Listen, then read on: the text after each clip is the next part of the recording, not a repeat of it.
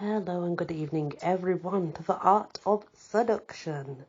So to understand what we are talking about when we look at the characters, we have to look at the spectacular siren in history. And this is rather interesting to me, indeed, and I do want to share it. We're going to look at specific characters through history who may portray what the seductive types are. So the Spectacular Siren. Year 48 BC. Ptolemy of Egypt managed to dispose and exile his sister and wife, Queen Cleopatra. He secured the country's borders against her return and began to rule on his own. Later that year, Julius Caesar came to Alexandria to ensure that despite the local power struggles, Egypt would remain loyal to Rome. One night, Caesar was meeting with his generals in the Egyptian palace, discussing strategy, when a guard entered to report that a Greek merchant was at the door bearing a large and valuable gift for the Roman leader. Caesar, in the mood for a little fun, gave the merchant permission to enter. The man came in, carrying on his shoulders a large rolled-up carpet. He undid the rope around the bundle and, with a snap of his wrist, unfurled it, revealing the young Cleopatra, who had been hidden inside, who rose up half-clothed before Caesar and his guests, like Venus emerging from the waves. Everyone was dazzled at the sight of the beautiful young queen, only 21 at the time, appearing before them suddenly as if a dream. They were astounded at her daring and theatricality, smuggled into a harbour at night with only one man to protect her, risking everything on a bold move. No one was more enchanted than Caesar. According to the Roman writer Cassius, Cleopatra was the prime of life. She had a delightful voice which could not fail to cast a spell over all who heard it.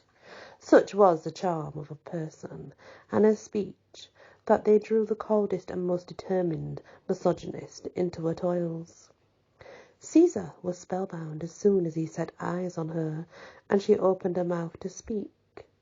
That same evening, Cleopatra became Caesar's lover. Now we're going to look at her writing from the Odyssey.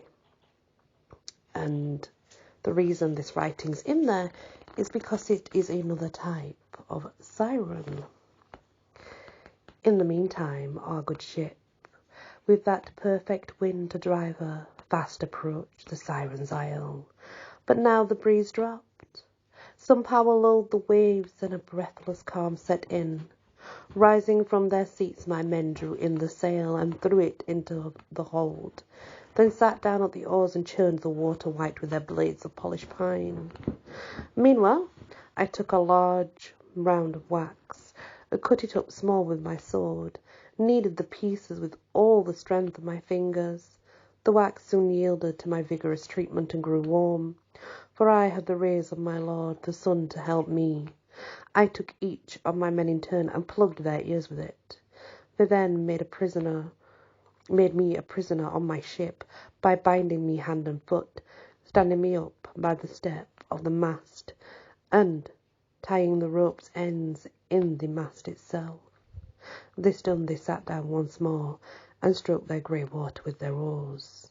We made good progress, and had just come within the call of the shore, when the sirens became aware that a ship was swiftly bearing down upon them, and broke into their liquid song.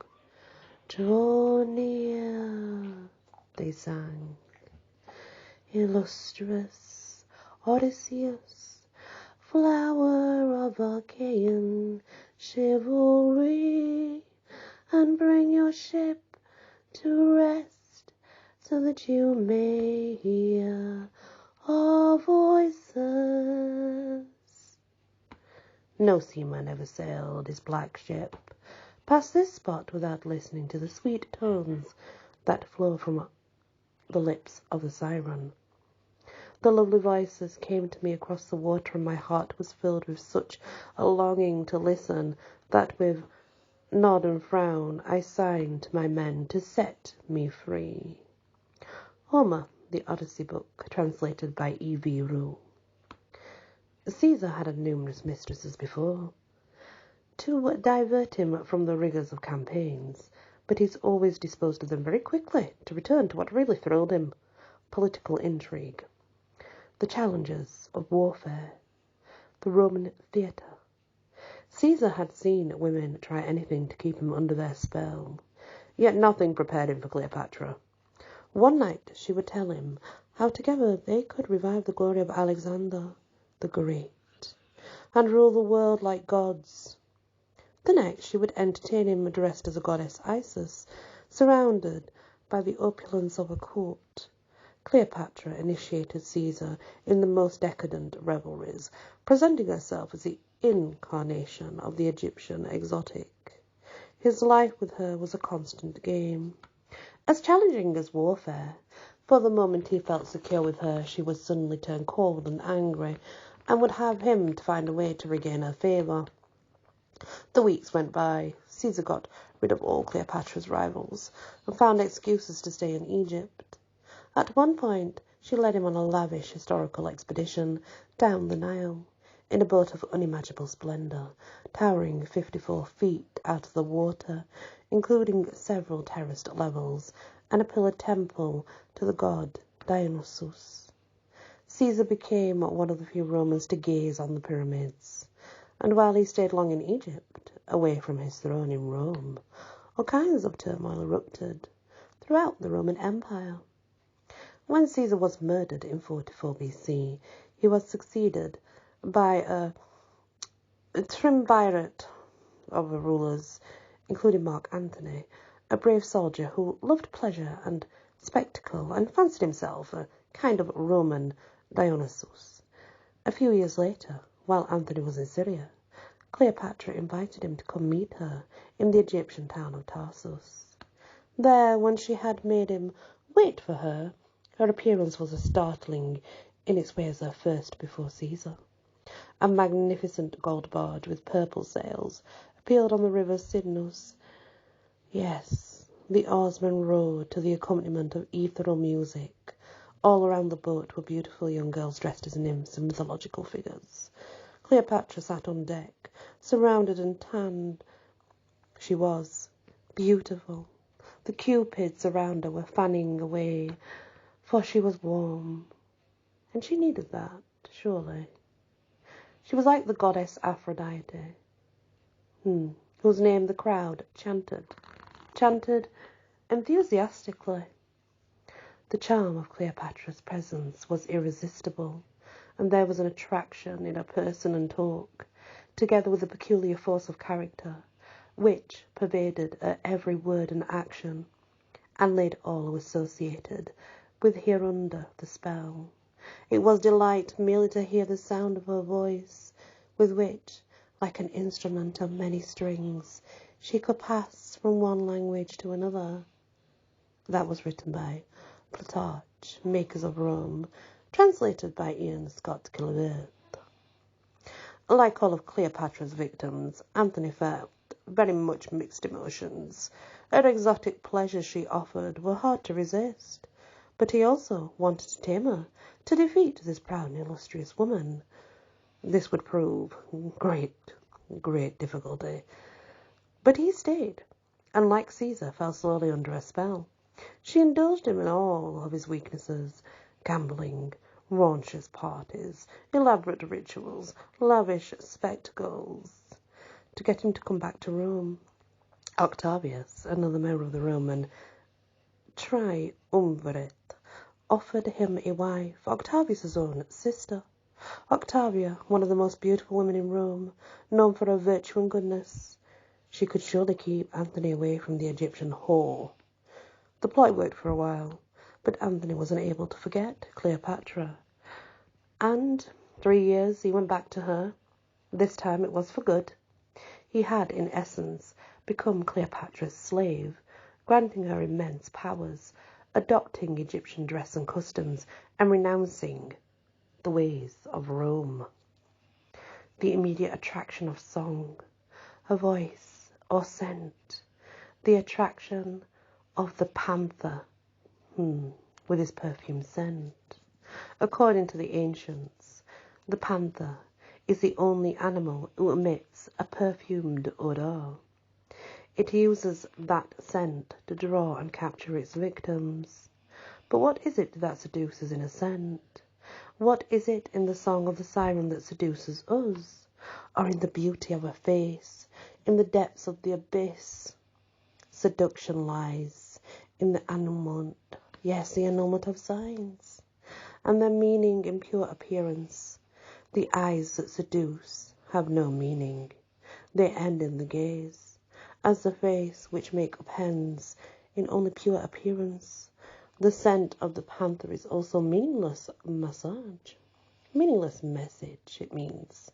And behind the message, the panther is invisible, as is the woman beneath her makeup. The sirens to remain unseen. The enchantment lies in what is hidden. Jean Baudrillard de la Seduction. Only one image of Cleopatra survives, a barely visible profile on a coin, but we have numerous written descriptions. She had a long thin face and a somewhat pointed nose. Her dominant features were her wonderfully large eyes. Her seductive power, however, did not lie in her looks. Indeed, many among women of Alexandria were considered more beautiful than she. What she did have above all other women was the ability to distract a man. In reality, Cleopatra was physically exceptional and had no political power, yet both Caesar and Antony, brave and clever men, saw none of this. What they saw was a woman who constantly transformed herself before their eyes. A one-woman spectacle. Her dress and makeup changed from day to day, but always gave her a heightened goddess-like appearance. Her voice, which all writers talk of, was lifting and intoxicating. Her words could be banal enough, but were spoken as sweetly that listeners would find themselves remembering not what she said, but how she said it. Cleopatra provided constant variety tributes, mock battles, expeditions, costumed orgies. Everything had a touch of drama and was accomplished with great energy.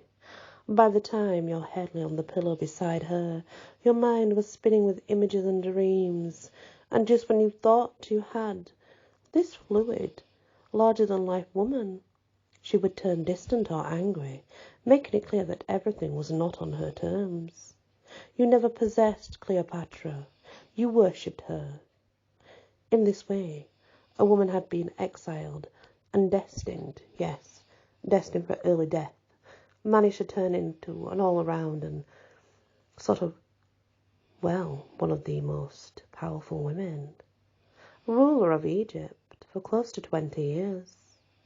From Cleopatra we can learn it is not beauty that makes a siren, but rather a theatrical streak that allows a woman to embody a man's fantasies.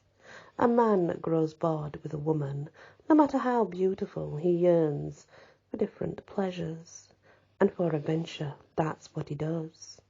All what women needs to turn this around, to create the illusion that she often can offer much variety of adventure. A man is easily deceived by appearances. He has a weakness for the visual. Create the physical presence of a siren, heightened sexual allure, mixed with regal and theatrical manner, and he's trapped. He cannot grow bored with you, yet he cannot discard you.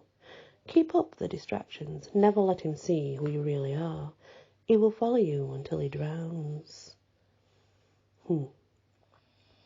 We're dazzled by feminine adornment. By the surface, all golds and jewels, so little of what we observe.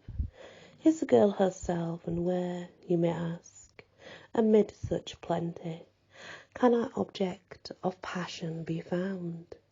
The eyes deceived by love's smart camouflage. Ovid, Cures for Love, translated by Peter Green. And that is the outstanding siren. The Way of Cleopatra is one of the siren's gifts, let's say. Unfortunately, guys, I fall into this category. Yes, I do, and I will tell you why. I do have this siren in me because if you look at how I am, how I can change the way I look, how I can change the way I act, how I can sing a lullaby and then sing a rock song, I embody the siren. That is that exact siren. It's not about how we look. It's about how we put ourselves out there. And yes, I have embodied that type of siren. It's very clear to see, for all to see, and I don't mind admitting that. Does not mean I'm a bad person or anything like that. It's just part of my character that people now can probably understand a little bit more. But next, we will go into the sex siren, which is a bit different. Thank you for taking this deep dive into the siren. Well, the extraordinary siren anyway. Many blessings.